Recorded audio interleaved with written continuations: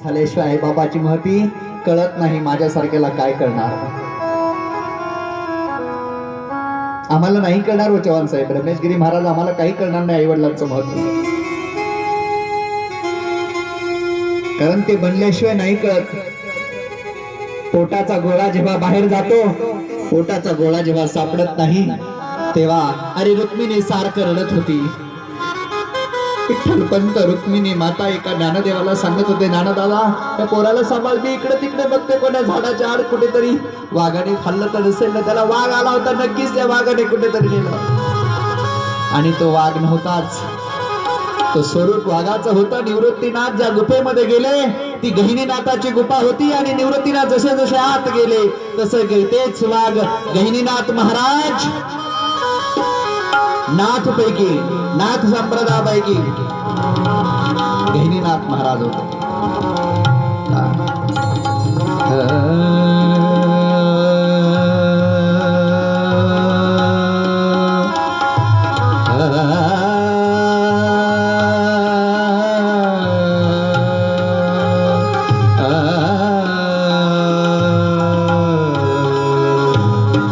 आदिनाथ गोर सकल सिद्धार्थ, आदिनाथ गोर सकल सिद्धार्थ, आदिनाथ गोर सकल सिद्धार्थ, मच्छिंद्र दयाचा मुख्य शिष्य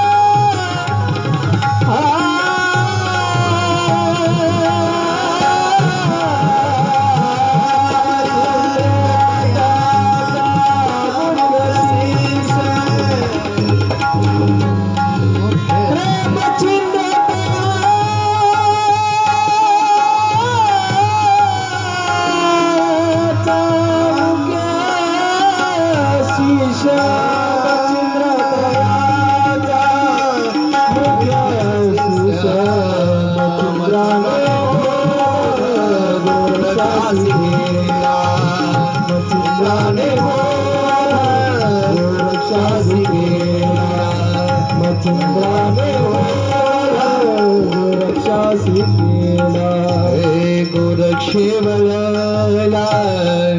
गहिनी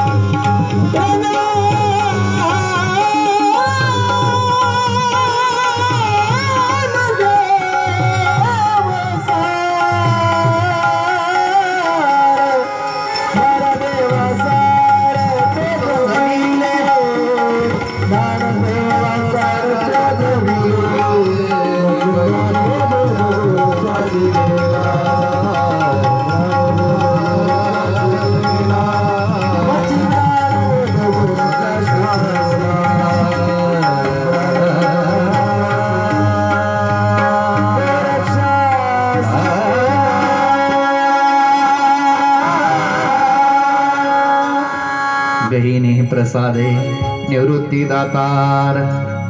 का पूर्वी एक गुरु एक शिष्य, आदिनाथ भगवान शंकर, आदिनाथ गुरु. आदिनाथ म्हणजे भगवान शिव, आदिनाथ गुरु सकळ सिद्धांचा नाथ संप्रदाय आहेत आम्ही.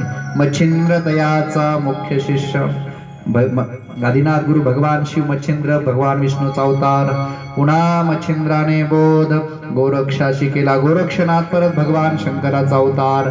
आणि गोरक्ष गहिनीनाथांना उपदेश केला, म्हणजे गहिनीनाथ भगवान विष्णूचा अवतार. आणि भगवान विष्णूचा पुन्हा स्वामी निवृत्ती दातार, म्हणजे भगवान शंकराचा अवतार. म्हणजे बघा, एक गुरु एक शिष्य, एक गुरु एक शिष्य. आणि मग निवृत्तीनाथापासूनची पुढची प्रक्रिया सगळी झाली अनेक शिष्य. तोपर्यंत एक गुरु एक शिष्य. म्हणून आदिनाथ गुरु सकळ सिद्धांचा, मच्छिंद्र तयाचा मुख्य शिष्य. मच्छिंद्राने बोध गोरक्षासी केला. गोरक्ष वळला गहिनी प्रसादे. गहिनी प्रसादे निवृत्ती दातार. आपल्याला इथपर्यंतच यायचं आहे अजून. आणि 7 दिवस गहिनीनाथ त्या गुफेमध्ये निवृत्तीनाथ गेले. आणि निवृत्तीनाथाने गुफेमध्ये गेल्यानंतर आपल्याला कृष्ण भक्तीचा, कारण कुणाचा अवतार होते? गहिनीनाथ विष्णूचा अवतार होते. म्हणून कृष्ण भक्तीचं महत्व, कृष्ण भक्तीचं महात्म्य गहिनीनाथाने निवृत्तीनाथांना 7 दिवसातच सोपवलं.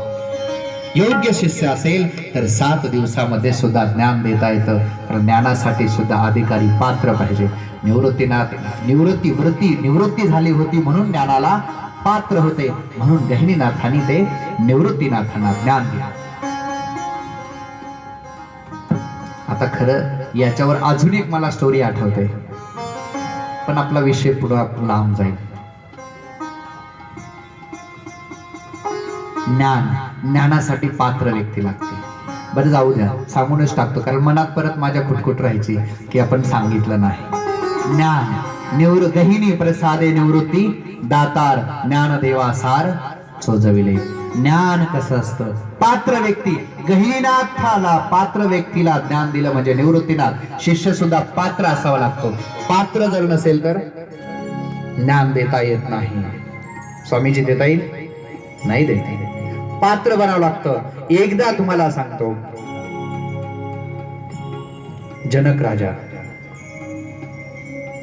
जनक राजाने आपल्या दरबारामध्ये विद्वानांची सभा भरवली. आणि विद्वानांची जशी सभा भरवली तसं अष्टवक्र आईच्या पोटामध्ये असताना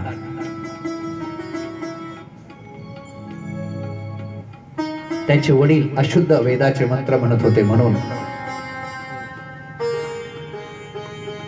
सांगितलं, पोटातून गर्भातून आईचा आवाज दिला, बाबा तुमचे मंत्र अशुद्ध येत आहे. ते माझ्याच पोटचा पोरगा असून मला शिकवतो का? त्यांनी आईच्या गर्भावरती लाथ मारली. आणि म्हणून 8 ठिकाणी तो गर्भामध्येच वाकडा झाला. जन्मल्यानंतर 8 ठिकाणी वाकडा झाला म्हणून तो अष्टवक्र होता. पण त्या अष्टवक्रांच्या बापाला सुद्धा जनक राजाने बंदीखान्यात टाकलं होतं. जनक राजाचा असा प्रश्न होता की घोडा पळत असताना घोड्याचा 1 पाऊल पडेपर्यंत मला ज्ञान द्या. घोड्याचा 1 पाऊल पडेपर्यंत मला ज्ञान द्या. आता मला सांगा, कुठलाही विद्वान असला, घोडा किती वेगाने पळतो आणि घोडा पळत असताना 1 पाऊल पडतपर्यंत ज्ञान देता येईल का? कोणी विद्वान असू द्या, देता येत नाही. मग त्याच्यामुळे कोणाही विद्वानाला ज्ञान देता आलं नाही घोड्याचा 1 पाऊल पडेपर्यंत. आणि म्हणून सगळे तिथे जमा झाले. सगळे जमा झाल्यानंतर कोणालाही जनक राजाने सोडलं नाही. सगळे बंदीखान्यात.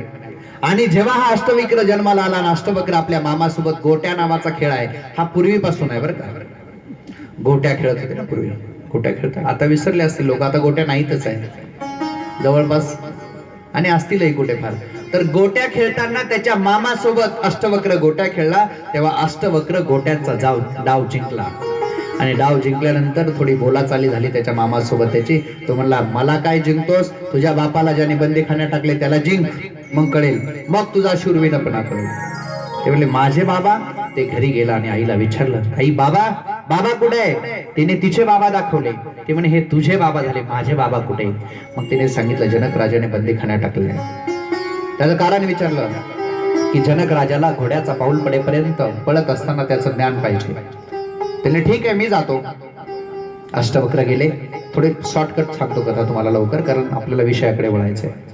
आणि जनक राजाकडे अशी सभा भरली होती. आणि काही बघा पूर्वीचे राजदरबार असे असे की त्या राजाला तिथून दिसायचं की गेटमध्ये कोण आलंय.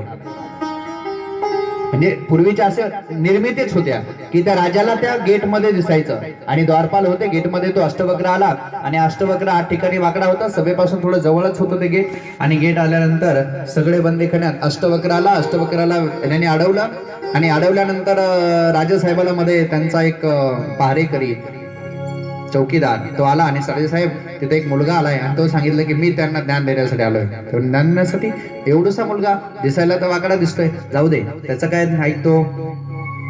आणि मग काय झालं बघा, हे सगळ्यांनी एकदा म्हटलं की त्या मुलाकडे सगळ्यांनी पाहिलं. आणि सगळं त्याचं 8 ठिकाणी वाकडं अंग म्हणून ते सगळे हसले की तिकडे त्या गेटमध्ये तो सुद्धा हसला. कोण?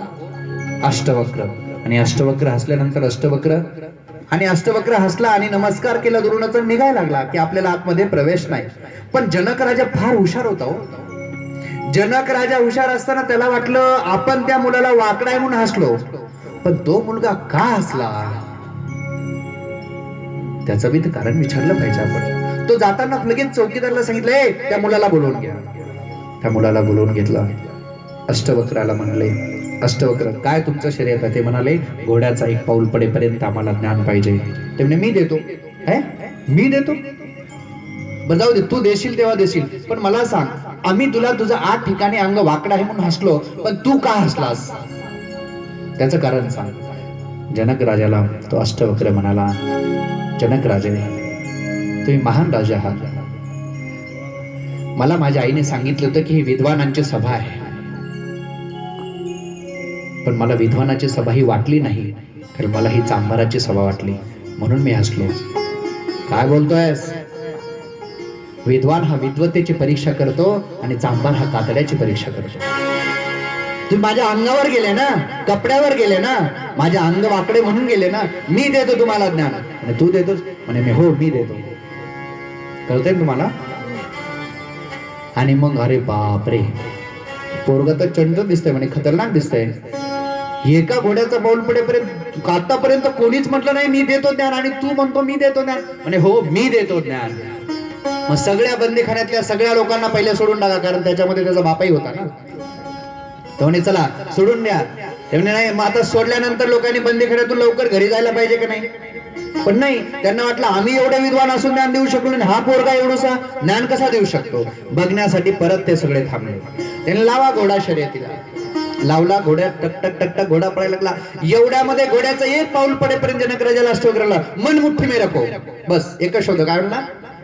मन मुठ्ठी में रखो. ते म्हणे हे कसं काय ठेवता येईल? मन मुठ्ठीत कसं ठेवता येईल? म्हणजे तुझ्या काय बापाच्या घरची पेंड आहे का? मग जर तुला मन मुठ्ठीत ठेवता येत नाही तर मलाही एका मिनिटात घोड्याचा पाऊल पडेपर्यंत ज्ञान देता येत नाही. त्याच्यासाठी कारण सांगतो, ज्ञानासाठी त्याने सांगितलं प्रेम पात्र बनलं पाहिजे. प्रेम करायचं असेल तर, आणि ज्ञान घ्यायचं असेल तर ज्ञानाचं पात्र बनलं पाहिजे. उद्देश हा आहे. निवृत्तीनाथ पात्र होते ज्ञानाचे म्हणून गहिनीनाथाने त्यांना ज्ञान दिलं. विषय संपला, दृष्टांत संपला. हर हर महादेव. कुंडली कबरदार विठ्ठल श्री ज्ञानदेव तुकाराम. अरे ज्ञानाचं पात्र कोण आहे? निवृत्तीनाथ आहे. म्हणून 7 दिवसामध्ये मला हे सांगायचं होतं की 7 दिवसामध्ये ज्ञानाच्या 7 पायऱ्या योग वासिष्ठामध्ये सांगितलेलं आहे. त्या सगळ्या 7 पायऱ्या सगळं ज्ञान कृष्ण भक्तीचं मर्म समजावून सांगितलं. आणि निवृत्तीनाथ बरोबर गहिनीनाथाने आशीर्वाद दिला, डोक्यावर हात ठेवला. गहिनी प्रसादे निवृत्ती दातार ज्ञानदेवा सार चोजविले. मग गहिनी प्रसाद. आणि बरोबर स्वामींनी बरोबर बाहेर आणून सोडलं. आणि इकडे एकांत करू लागले. रोज रस्ता पाहू लागले, झाड पाहू लागले, विहिरी पाहू लागले. कोण्या विहिरीत तर पडला नसेल. असा निवृत्तीनाथ कुठे? सगळे फौंड थकले होते. 7 दिवस पर्यंत वाट पाहिली आणि एका गुफेच्या बाहेर येताना निवृत्तीनाथ दिसले. जसे निवृत्तीनाथ दिसले तसे रुक्मिणी माता पळत पळत गेली आणि एकदम गळपाटी मारली आणि बाळाचा मुद्दा घेतला आपल्याच कपाळावरती आणि बाबा मुलगा भेटल्यानंतर किती मुक्ताबाई, ज्ञानदेव, सोपानदेव सगळेचे सगळे त्याला लपटले. निवृत्तीनाथांची भेट झाली. निवृत्तीनाथ बदललेले वाटू लागले. कारण आता ज्ञान घरून दिलं होतं. कुठे गेला होतास, कुठे होतास, कुठे राहिलास, 7 दिवस तू काही खाल्लंच का नाही? तेव्हा निवृत्तीने सांगितलं, महान परमात्म्याची मला भेट झाली आणि ते जगामध्ये जे ज्ञान द्यायचं आहे ते ज्ञान ज्ञानदेवांना द्यायला सांगितलंय. सगळ्या जगामध्ये त्या ज्ञानाचा प्रसार करायचा आहे. म्हणून दादा मोठे निवृत्ती राहिला आणि ब्रह्मगिरीची प्रदक्षिणा केली. पुन्हा सगळ्या भावंडांना गेलो आणि ब्रह्मगिरीची परिक्रमा केल्यानंतर पुन्हा एकदा त्र्यंबकराज भगवंताचं दर्शन घेतलं आणि आपली यात्रा सफल होऊन पुन्हा काही ठिकाणी वर्णनाय सप्तशृंगीला गेले. तिथं दर्शन घेतलं आणि तिथून पुन्हा वापस आले आणि नाशिक मार्गे पुन्हा भीमाशंकर मार्गे पुन्हा आळंदीला आले. भजन करा एकदा सांगतो. ज्ञानेश्वर जय जय ज्ञानेश्वर, ज्ञानेश्वर जय जय ज्ञानेश्वर, ज्ञानेश्वर जय जय ज्ञानेश्वर, ज्ञानेश्वर जय जय ज्ञानेश्वर, ज्ञानेश्वर जय जय ज्ञानेश्वर, ज्ञानेश्वर जय जय ज्ञानेश्वर, ज्ञानेश्वर जय जय ज्ञानेश्वर, ज्ञानेश्वर जय जय ज्ञानेश्वर, ज्ञानेश्वर जय जय ज्ञानेश्वर, ज्ञानेश्वर जय जय ज्ञानेश्वर, ज्ञानेश्वर जय जय ज्ञानेश्वर,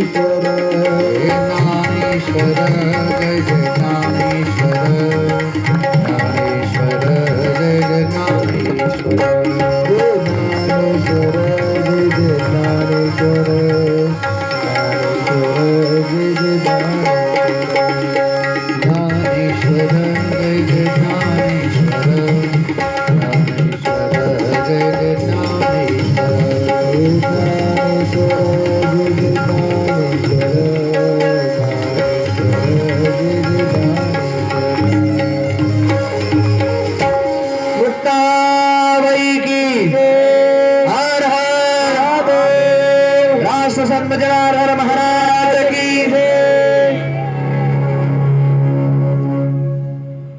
आळंदीला आले. पुन्हा आपल्या झोपडीमध्ये सिद्धबेटात राहू लागले. सिद्धबेटात राहिल्यानंतर त्यांना असं वाटलं, विठ्ठलपंतांच्या मनामध्ये शंका आली की आता तरी कमीत कमी या ब्राह्मणांचा राग कमी झाला असेल. संन्यासाचे पोरं मला हिणवणार नाहीत. पोरांनाही वाटलं माझ्या पोरांना अशी वागणूक आता मिळणार नाही. पण जसे विठ्ठलपंत गावात गेले पुन्हा जशाला तसा त्रास सुरू झाला. काही बदल झालेला दिसला नाही. विठ्ठलपंताने पुन्हा विनंती केली सिद्धेश्वर कुलकर्ण्यांना म्हणजे सासऱ्यांना आणि सांगितलं आमच्या पोरांना न्याय मिळाला पाहिजे. आमचं जरी काही झालं तरी चालेल, परंतु आम्ही वाडीमध्ये टाकलोय. आमच्या पोरांना असा त्रास होऊ नये म्हणून आमच्या पोरांच्या मौज बंधन झाली पाहिजे. आणि मौज बंधन होत असताना मग काय करायला पाहिजे? सिद्धेश्वर कुलकर्ण्याने सगळ्या ब्राह्मणांना बोलवलं. मेळविले द्विज केली ब्रह्मसभा, मेळविले द्विज केली ब्रह्मसभा, मेळविले द्विज केली ब्रह्मसभा, मेळविले द्विज केली ब्रह्मसभा. क्षमा अपराध कराधीना, क्षमा अपराध कराधीना. सांगालते मान मनती सजपणी, सांगालते मान मनती सजपणी. सुची पतिता सुखित ते करणे पतितासी सांगाल ते माने सजपणे सांगिल ते माने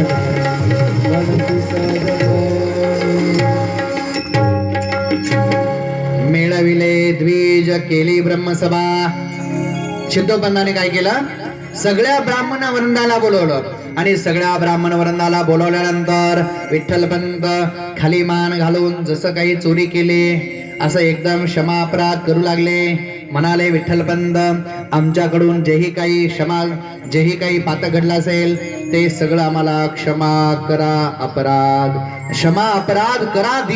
दिना म्हणजे माझ्यासारख्या एका दुबळ्या माणसाला, अपराध केलेल्या माणसाला क्षमा करा आणि आम्हाला क्षमा करून आमचा गुन्हा माफ करा. आम्हाला जी शिक्षा द्यायची आहे तुम्ही जे सांगाल ते देईल. आता बघा चित्र थोडं उभा करा की ब्राह्मणांची सभा बसली या वट्यावर आणि विठ्ठलपंत खाली उभा राहून त्यांना काय करतायत, सभेमध्ये विनंती करतायत क्षमा अपराध करा दिना. मेळविले द्विज केली ब्राह्मणसभा. ब्रह्मसभा म्हणजे ब्राह्मणांची सभा केली आणि मग सांगितलं. तेव्हा विठ्ठलपंताला म्हणले, मग सगळ्या ऋग्वेदी ब्राह्मण, यजुर्वेदी ब्राह्मण, अथर्ववेदी ब्राह्मण, सामवेदी ब्राह्मण, चारी वर्णांचे ब्राह्मण आणि चारी वर्णाच्या ब्राह्मणांची सभा भरवली. वेदामध्ये प्रायश्चित्त काढलं. सगळ्या ब्राह्मणांनी पाहतील ग्रंथ. सभा श्रेष्ठ महाजन वैदिक शास्त्रज्ञ. कोण कोण बोलवले, वैदिक शास्त्रज्ञ. पाहतील ग्रंथ महाजन श्रेष्ठ ब्राह्मण सगळे. बरे एवढे विद्वान का, अहो सगळ्या प्रकारचे विद्वान बसवले. कारण जेव्हा आपल्याला एखाद्या शंका येते तेव्हा आपण विद्वानांना विचारतोय का नाही, विचारतो ना. मग सगळे ज्याला शास्त्राचा अभ्यास आहे पंडित सगळ्यांना बोलवलं आणि मग सांगितलं, सिद्धोपंत याच्यात कुठल्याही ग्रंथामध्ये संन्यास केल्यानंतर पुन्हा ग्रस्तामत स्वीकारल्यानंतर त्यांच्या पोरांना मौजे बंधन देणं कुठल्याही ग्रंथात दिसत नाहीये. दुसरा एखादा म्हणाला, हो मग एवढं करण्यापेक्षा अगोदर चूकच केली नसती ना. ही माझी भाषा नाही हा, कोणाची आहे, त्या ब्रह्मसभेची भाषा आहे. एक तिसरा म्हणाला ऋग्वेदी, अहो एवढा आम्हाला त्रास देण्यापेक्षा तुम्ही अगोदर विचार नव्हता करायचा का. कारण चूक झालेल्या माणसाला अनेक शहाणे बोलतात, त्याच्यातला हा प्रकार आहे. सिद्धोपंत म्हणाले, तुम्ही ब्रह्मसभा, तुम्ही ब्राह्मण आहात, विद्वान आहात, याच्यावर काहीतरी उपाय काढा. कारण काही झालं तरी कुणाकडे जातो आपण शेवटी, अध्यक्ष साहेब कुणाकडे जातो, शेवटी ब्राह्मणाकडे जातो. मग त्याने सांगितलं की तुझे ग्रह काही ठीक नाहीये बाबा. आणि एवढं बोललं त्याने आणि जाता जाता आश्रमातून घरी कोपरगावला जाईपर्यंत रस्त्यामध्ये एक दगड आला, अचानक ठेच लागली, अंगठा फुटला. लगेच मनात विचार, त्याने सांगितलं होतं ग्रह खराब आहेत, पायाला लागलं, आज ठेच लागली. आता नीट बघून नाही चालल्यास ठेच लागणारच नव्ह, साधी प्रश्न आहे काय तुम्ही, पण त्यालाही करावं लागतं. मग तसं म्हणाले, आता ह्यांनाही काही माहित नव्हतं कारण कुठे दिसलंच नाही. असं जगातलं पहिलं उदाहरण असेल की संन्यास केल्यानंतर पुन्हा ग्रहस्थाश्रम स्वीकारला आणि ग्रहस्थाश्रम स्वीकारल्यानंतर पुन्हा पोरं होणं त्याच्यामध्ये.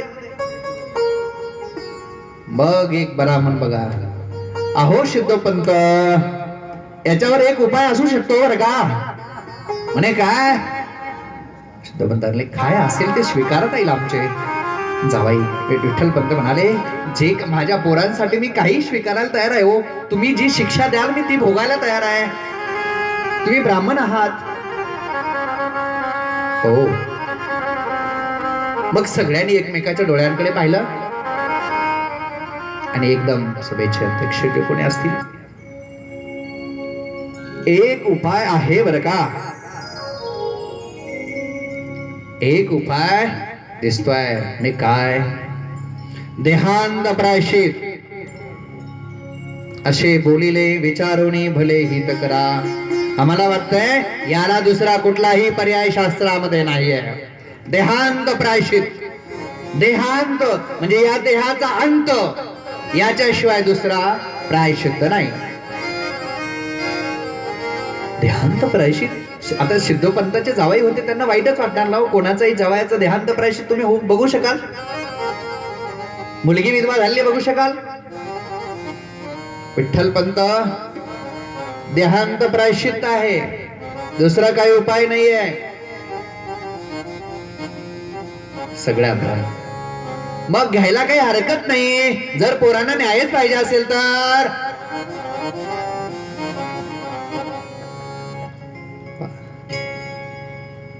त्यांची भाषा फार खतरनाक असते बरं. तुम्ही जरा विचार करत जा. ही शांती करावीच लागेल, आणि जर त्याच्यातून मुक्त व्हायचं असेल तर जी शांती नाही ती शांती निघते. हो, मी असे पाहिले बरं का सर, असे काही लोक पाहिले हो. उदक शांती, बरं ठीक आहे असू द्या, ग्रह शांती. आता मी तर म्हणतो, माझा एक मित्र होता, त्याला ते त्याच्या पोराला काहीतरी सांगितलं शांती. मी म्हटलं भाऊ काही शांती बिंदी करू नको, रोज देवाचं नामस्मरण करत जाय, गीतेचा अध्याय वाचत जाय, ज्ञानेश्वरी वाचत जाय, नाही तर गाथा वाचत जाय, सगळंच काही नसेल तर सूर्याचा नमस्कार करत जाय, बस सगळ्या शांत होऊन जातील. कारण शांती मंत्र तरी म्हणत जाय. अहो म्हणून तर त्या रुद्राच्या शेवटी लिहिलं असतं ना, पृथ्वी शांतेराप शांतेरौषधय शांते वनस्पतये शांतिरशांतिरदेवा विश्वे शांते. शांतीच आहे ना सगळी. अरे मनामध्ये शांती असेल तर, चित्त स्थिर असेल तर ती सुद्धा शांतीच आहे. काय आहे? शांतीच आहे ना. नाही बघा बरं करू. हो मी तुम्हाला सांगतो, माझ्या एका मानलेल्या बहिणीला 2 बहिणी आहेत, तर त्यांना सांगितलं की तुमच्या पोरीचं शिक्षण होणार नाही काल सर्प शांती केल्याशिवाय. साहेब मी सांगितलं कुठलीही शांती करायची नाही. शिक्षण कसं होत नाही बघूया आपण. एक बी डिस्टिंक्शन मध्ये, एक MSc डिस्टिंक्शन मध्ये. मग मला सांगा त्यांचं शिक्षण झालं की नाही? डोळ्यासमोरचं उदाहरण आहे. मग मी कशावर विश्वास ठेवू ताई? तुम्हाला गंमत जम्मत वाटेल, असल्यावर काही विश्वास ठेवू नका. बाबाजी म्हणायचे का हो तुम्हाला कुठली शांती कर? मला नाही वाटत की बा तू बाबाजी म्हणत असतील. म्हणायचे का? कोण कोण आहे बाबाजींचे भक्त? तुम्ही सगळेच आहात ना. असली शांती बिंती काय नसते. करायची शांती, ज्याच्याकडे पैसा आहे त्याने करावं शांती, ज्याच्याकडे पैसा नाही त्याने कशाला शांतीत घालावं. 100 रुपये रोजाने कामाला जायचं, 2000 रुपये शांतीला द्यायचे. किती दिवस काम करावं लागेल तुम्हाला? 20 दिवस. आणि 20 दिवस जर तुम्हाला काम करावं लागत असेल आणि त्याच्या जर शांती होत असेल तर काय उपयोग? म्हणून नीट लक्षात ठेवा, देहांत प्रायश्चित आहे, दुसरा काय उपाय? भगवंताचं नाम घ्या. मला सांगतो, काल सर्प हा दोष आहे, नारायण गवली हा दोष आहे, तर ज्ञानेश्वर महाराज हे ब्राह्मणच ना, ब्राह्मणच ना ज्ञानेश्वर महाराज. मग ब्राह्मणाने सांगितलंय आम्हाला काय? रामकृष्ण नामे सर्व दोष हरण, कृष्ण नाम सर्व दोष हरण, रामकृष्ण नाम सर्व दोष हरण, जड जीवन जड जीवन हरी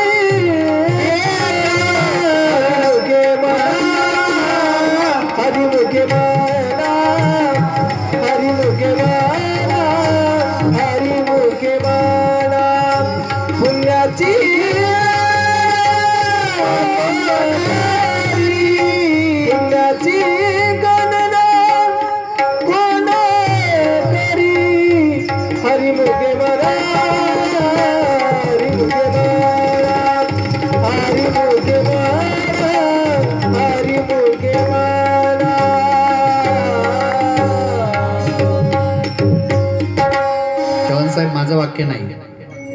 ज्ञानदेव महाराजांचं वाक्य काय? राम कृष्ण ना पुरावा देतो ना मी.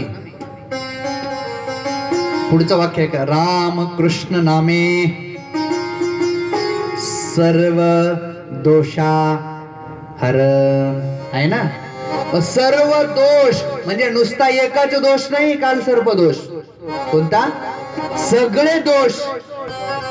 आणि एवढंच नाही, नुसतं जीवाला नाही, जड जीवा तारण हरी एक. माझं भाष्य नाही, हे सुद्धा उत्तम भगवान असणाऱ्या ब्राह्मणाने सांगितलेलं. मग पैसा नसेल त्याच्यासाठी सांगतो बरं का हे. एवढं करा रे, सगळा दोष दूर जाईल. मित्रांनो, अरे खरं सांगायला आलो मी. तुकोबारायांचे प्रमाण बघा. गायत्री विकोणी पोटजे भरिते. किंवा तुम्हाला अजून सांगू भक्तीचा प्रकार, दांभिक भक्ती कशी असते. दंभे कीर्ती पोट भरे मानिजन, सोहिता कारण नव्हे काही. सोहिता कारण नव्हे काही. म्हणजे दंभे कीर्ती, दंभाने दांभिक भक्ती जर केली तर कीर्ती मिळेल, पोट भरेल, नवे नवे लोक फुलं टाकतील अंगावर. दंभे कीर्ती पोट भरे मानिजन, स्वहित कारण नवे काही. अरे फक्त पण स्वतःचं हित काही होणार नाही. स्वतःचं हित करायचं असेल तर एकच मंत्र आहे ना.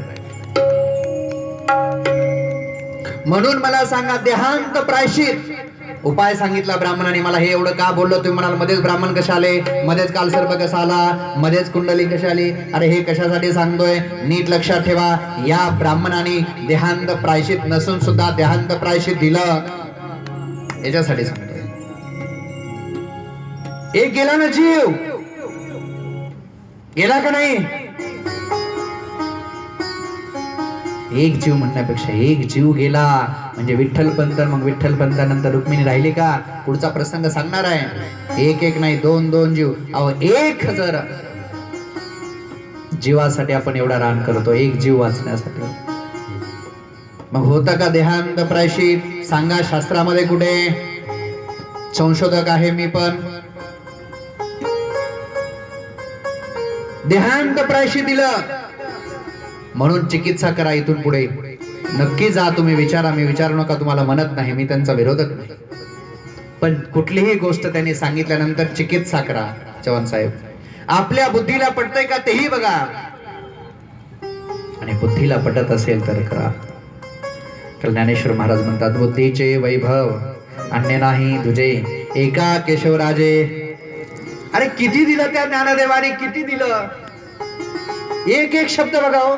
ज्ञानेश्वर महाराजांवर जीव ओढून टाकावा आणि मुक्ताबाईच्या तर पोटी जन्माला यावं. काय दिलं नाही माझ्या माऊलीने तुम्हाला? अरे एक एक प्रश्न.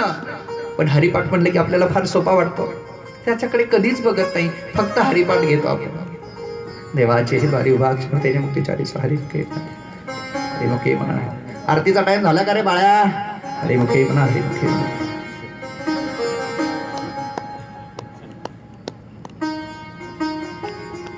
काय अर्थ आहे रे त्याच्यामध्ये? कधी त्याच्याकडे नीट बघाल का? जरा प्रेमाने बघाल का? एका शब्दाचा तरी विचार कराल का? अहो देहांत प्रायश्चित असे बोलिले सगळे वीर, आणि विठ्ठलपंतांनी आपल्या पोरांसाठी देहांत प्रायश्चित मान्य केलं. पोरांसाठी बाप आपल्या पोरांसाठी काय करू शकत नाही याचं उत्तम उदाहरण आहे. काय करू शकत नाही बाप? माझा जीव गेला तरी चालेल, माझा प्राण गेला तरी चालेल. विठ्ठलपंत घरी आले आणि एकदम ढसा ढसा ढसा डोळ्यातून पाणी गळालं. रुक्मिणी मातानी ओळखलं आज काहीतरी सभा होती, यांना कोणीतरी टोचून बोललं असेल. काय झालं मला सांगा? पूर्वी काही नावाने बोलत नव्हते. सांगा स्वामी काय झालं? सगळं संपलंय का आता? देवी सगळं संपलंय.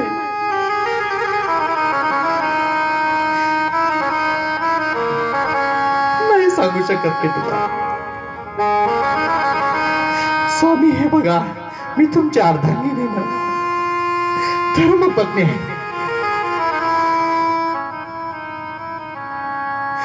रुक्मिणी, ह्या माझ्या छोट्या छोट्या पोरांना तू सांभाळ. श्रेष्ठ ब्राह्मणाने मला देहांत प्रायश्चित्त सांगितलंय आणि उद्याच देहांत प्रायश्चित्ताला निघणार आहे. कारण माझ्या पोरांना, आपल्या पोरांना कमीत कमी मौजी बंधनाचे संस्कार व्हावे आणि मौजी बंधनाचे संस्कार होऊन माझ्या पोरांना यांनी जातीत घ्यावं. भविष्यात त्यांचे लग्न आहे, भविष्यात त्यांचं सगळं आहे. पोरांना जातीत घेण्यासाठी काय काय म्हणताय तुम्ही? हे बघा, मी तुम्हाला एकट्याला जाऊ देणार नाही. मी असं करू नकोस ग. देहांत प्रायश्चित फक्त मला एकट्याला आहे, तुला नाही आहे. हो, पण मी तुमच्या अर्धांगिनी आहे. तुमच्या प्रत्येक दुःखामध्ये मी शपथ घेतलेली आहे ना, अग्नीच्या वेळेस प्रदक्षिणा मारलेल्या आहेत की मी प्रत्येक क्षणी तुम्हाला साथ देईल. तुमच्या दुःखामध्ये मी साथ राहील आणि मी तुमचा त्याग नाही करू शकणार. रुक्मिणी देवी, थोडासा विचार केलायस का? अगं, आपले हे छोटे छोटे चिमुकले बाळ कोणाच्या भरोशावर सोडून जातील? गाव तर एक तर त्यांना वटीत घेत नाहीये, गावामध्ये त्यांना किती त्रास होईल याचा कधी विचार केलायस का? स्वामी, मला काही सांगू नका. हे प्रभूच्या हवाली करून देऊ आपण. आपल्या पोरांना न्याय मिळेल. या देवता, ब्राह्मण देवता न्याय देतील त्यांना.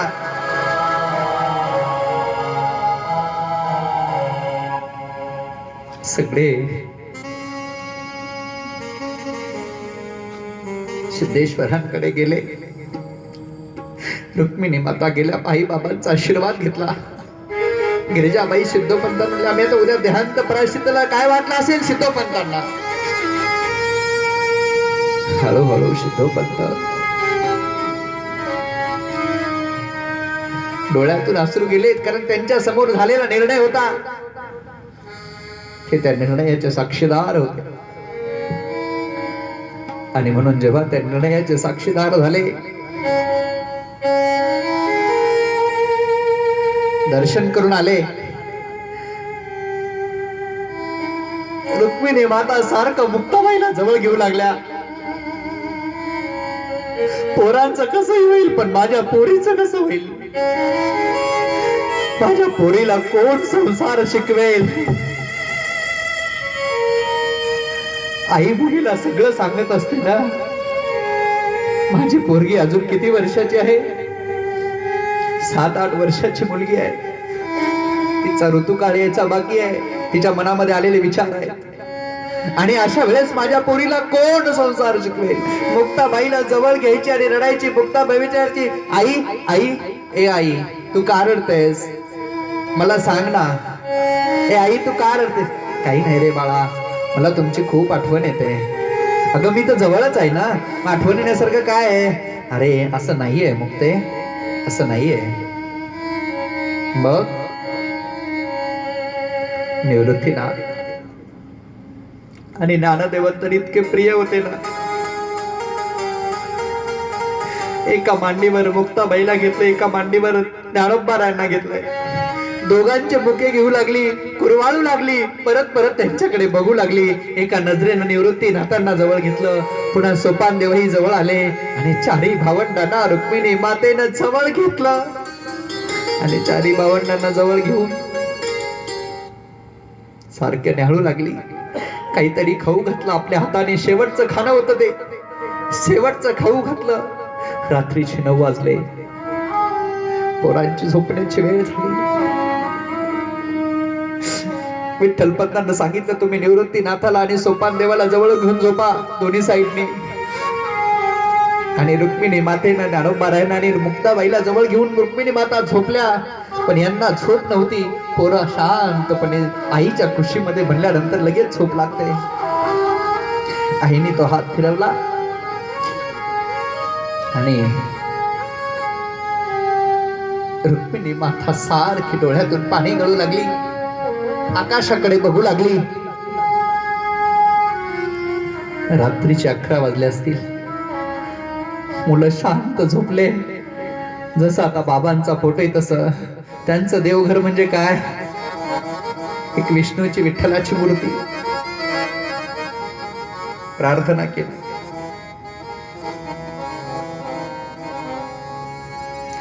एक नजर देवाकडे आणि एक नजर पोरांकडे. एक नजर देवाकडे आणि एक नजर परमात्मा. हे बघ, तुला सांभाळायचं आता. विठ्ठलपंत उठले आणि दोघं उठल्यानंतर 12 वाजले. रात्रीची वेळ. वातावरण शांत होत.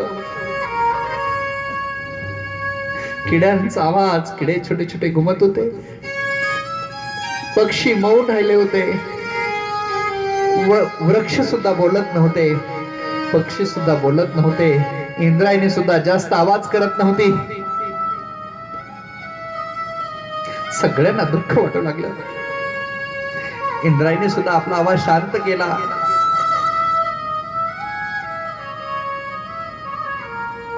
मुक्ताबाईकडे बघून रुक्मिणी माता जास्त मोठ्याने पण रडू शकत नव्हती, कारण की लेकरं उठतील. गट गट पाणी डोळ्यातून फक्त अश्रूच्या धारा पडायच्या. विठ्ठलपंत त्या मुलांकडे परत परत बघायचं. ते जागे होऊ नयेत म्हणून हळूहळू चुंबन घ्यायचं. त्या तिन्ही भावंडांना रुक्मिणी मातेने डोळ्यात साठवलं. आपल्या डोळ्याद्वारे हळूच निवृत्तीनाथाला उठवलं. मोठा होता, ज्ञानी होता. निवृत्तीनाथांना विठ्ठलपंताने सांगितलं की आम्ही देहांत प्रायश्चित्त घ्यायला चाललो.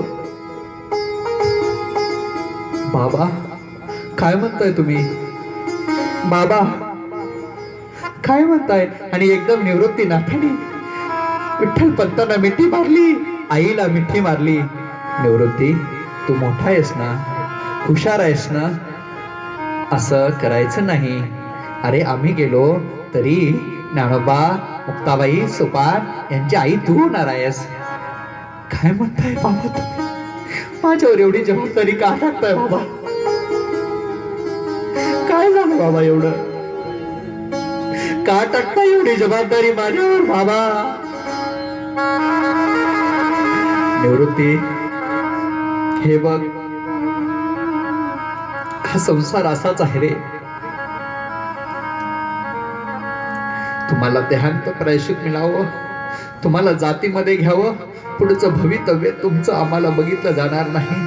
आम्हाला न्याय दिलेला आहे, कारण मी संन्यास केल्यानंतर गृहस्थाश्रम स्वीकारला आणि गृहस्थाश्रम स्वीकारल्यानंतर तुम्ही भावंड झालात रे, आणि त्याचं प्रायश्चित्त आम्हाला हे मिळणार आहे.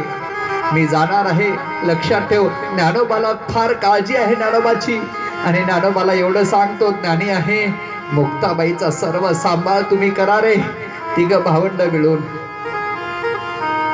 आणि एकदा त्या बालकांना साठवलं मनामध्ये. निवृत्तीनाथ खूप रडू लागले. निवृत्ती, हे सगळ्या बालकांची काळजी तुला घ्यायची आहे. त्यांचं पूर्ण कर्तव्य केल्याशिवाय तुला कुठेही जायचं नाहीये. तू मोठा आहेस, आणि म्हणून मी सांगतोय तुला. मुक्ताबाईला सुद्धा ज्ञानदेवाला सांग रे, माझा ज्ञान राहू शकत नाही माझ्याशिवाय.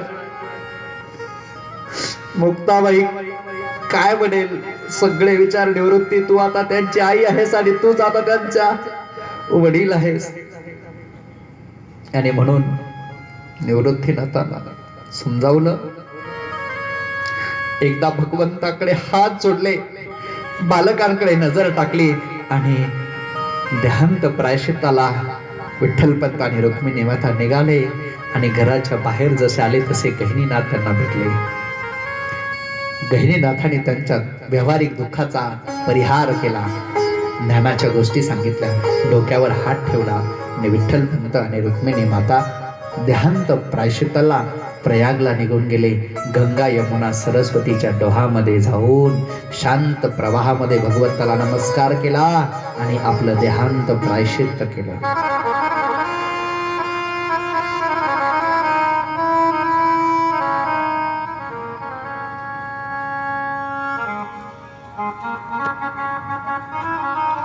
निवृत्तीनाथ इकडे झोपले नाहीत, जागेच होते.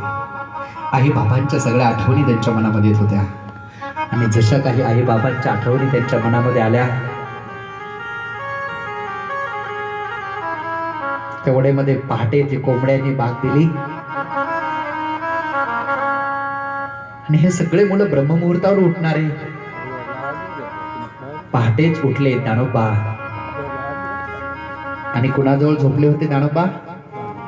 आईच्या पोटावर हात टेकून रुक्मिणी मातेला आई दिसली नाही की मूल काय करत? पहिल्यांदा उठल्या उठल्या इकडे तिकडे बघत, आई दिसत नाही, घरामध्ये दिसत नाही. निवृत्ती दादा एका कोपऱ्यामध्ये बसलेला आहे, आई दिसत नाही, बाबाही दिसत नाही.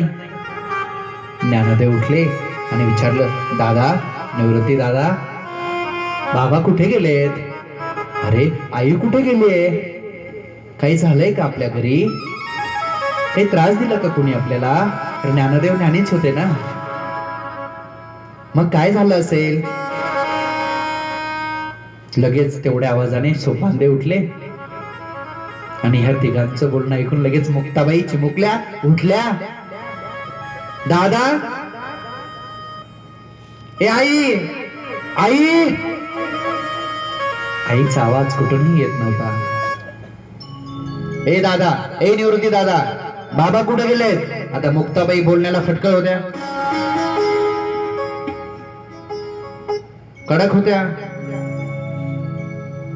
ए दादा, सांग ना कुठे गेले? नाही सांगायचं का तुला? नाही सांगायचं? मी शोधून आणते. तिघ भावंड मुक्ताबाईकडे बघू लागले. ए दादा, काय झालं तुला असं? कुठे गेले बाबा, सांग ना.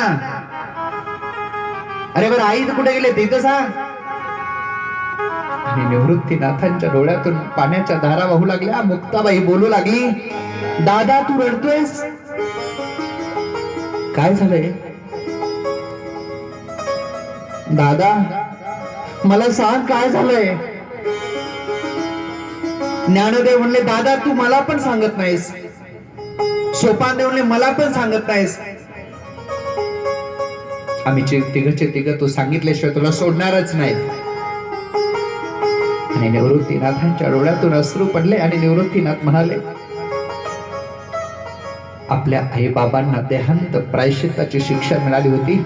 आई बाबा आपल्यासाठी, आपल्याला मुंज व्हावी, आपल्याला समाजाने वाळीत न टाकू नये म्हणून, आपल्याला समाजात घ्यावं म्हणून आपल्या बाबांनी आणि आईनी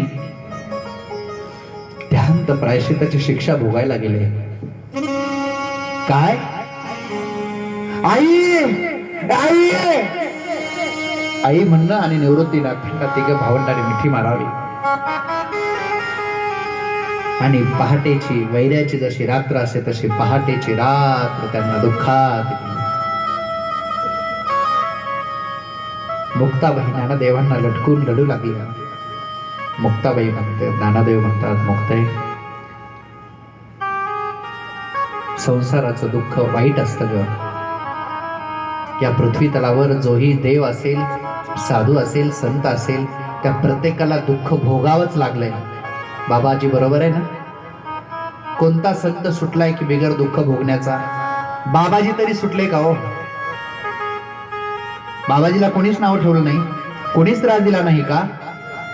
असं होऊ शकत नाही. साहेब म्हणतात, खूप दिला. संतावर एक तर स्त्रीचा नाही तर चोरीचा आरोप येत असतो. दुसरं काय घेणार आहे? आरोप घेऊन घेऊन दुसरा कोणता घेणार आहे? अरे म्हणून काय शिक्षा दिली? निवृत्तीनाथ ज्ञानदेव सोपान मुक्ताबाईला समजवलं आणि दुसऱ्यापासून त्यांची पुन्हा सिद्धबेटाच्या झोपडीमध्ये आपलं सुरू झालं बालपण. ज्ञानदेव आणि निवृत्तीनाथांचा सहवास मुक्ताईला कसा लाभला, त्याच्यानंतर त्यांच्यावर कोणते कोणते प्रसंग आले आणि शेवटी मुक्ताबाई त्या प्रसंगातून ज्ञानदेवांना कशा बाहेर काढतात आणि त्याच्यानंतर त्यांना मौजी बंधनाचे संस्कार होतात की नाही, त्यांना किती छळाला पात्र व्हावं लागलं, त्यांनी किती छळ घेतला, याचं सगळं विश्लेषण मी उद्या करणार आहे. आज आपला पूर्ण विराम इथेच आहे. आपल्या हातामध्ये उद्या 2 तारीख आहे आणि 3 तारीख आहे. 2 दिवसामध्ये आपल्याला मुक्ताईंचं चरित्र संपवायचं आहे. मुक्ताईचं चरित्र अफाट, गहन आणि महान आहे. एकदा संत मुक्ताबाईचा जप करूया आणि आपल्या आजच्या सेवेला पूर्ण होती देऊया. मुक्ताबाई मुक्ताबाई मुक्ताबाई मुक्ताबाई मुक्ताबाई मुक्ताबाई